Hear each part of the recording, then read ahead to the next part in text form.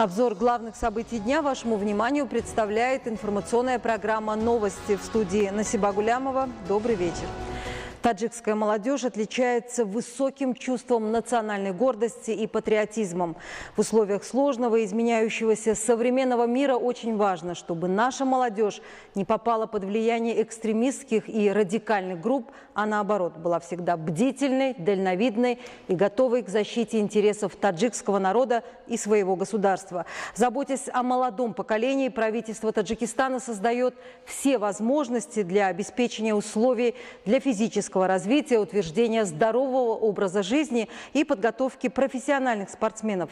Так, общее количество спортивных объектов, сданных в течение 10 последних лет, то есть с 2008 по 2018 год, составило более 9300 единиц.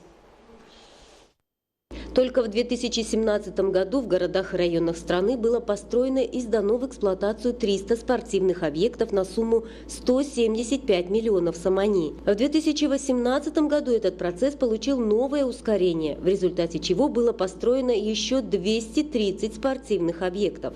Общее количество спортивных объектов, сданных в течение 10 последних лет, то есть с 2008 по 2018 год, составило более 9300 единиц. Правительство Таджикистана использует все возможности для обеспечения массовости спорта, утверждения здорового образа жизни и подготовки профессиональных спортсменов. В свете реализации указаний правительства Республики Таджикистан и созидательных инициатив руководства города Душанбе в 2018 году на высоком качественном уровне в столице были созданы 92 площадки для занятия спортом и детских игр, реконструированы и обновлены 12 парков и бульваров. Эти проекты рассчитаны таким образом, чтобы дети и подростки со всеми удобствами могли проводить свое свободное время и развивать физическую подготовку. На территориях, прилегающих к спортивным и детским площадкам, были проведены работы по озеленению, высажены деревья, декоративные кустарники и цветы, что еще больше украшает местность и создает дополнительный комфорт. Зумрат Файзиева, Дильшоди Хушвак, телевидение, Таджикистан.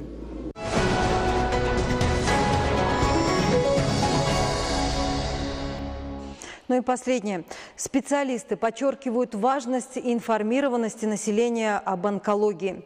Раннее обнаружение опухолевидного образования позволяет облегчить лечение онкологии и таким образом повысить шансы на его благоприятный исход. По словам медиков этого профиля, больные люди должны своевременно обращаться к онкологам, а не идти к лжецелителям и народным лекарям, не имеющим медицинского образования. Если раньше диагноз рак молочной железы звучал как приговор, то сегодня он является болезнью, которая успешно лечится. Возможности современной медицины позволяют полностью излечить его в подавляющем большинстве случаев. Сегодня ученым намного больше известно о раке молочной железы, чем, скажем, 10 лет назад. Женщинам важно понять, что не стоит панически бояться этого заболевания, но также не стоит оставлять этот вопрос без внимания.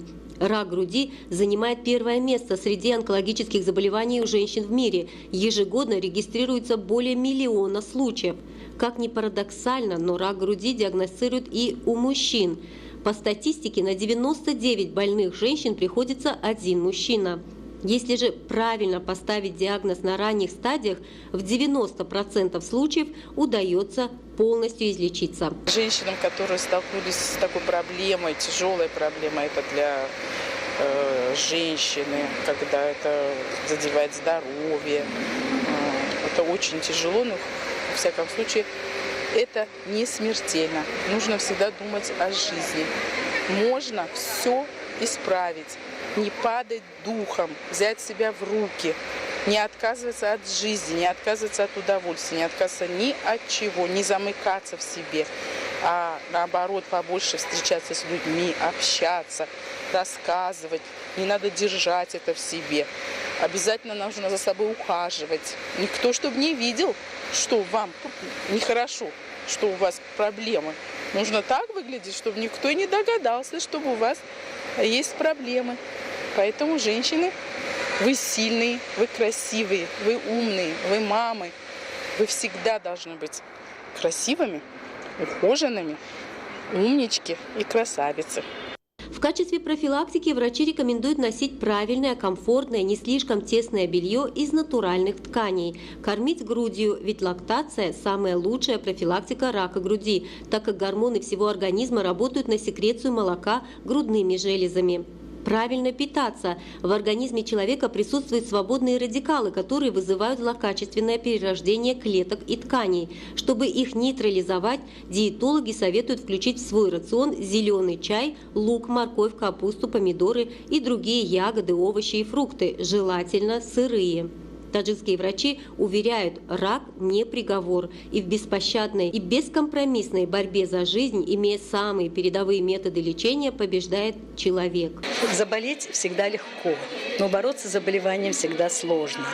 Женщины, страдающие раком молочной железы, в наше время можно их назвать героинями, потому что они борются за свое здоровье, за свое счастье, за свое бытие, за то, чтобы быть со своей семьей.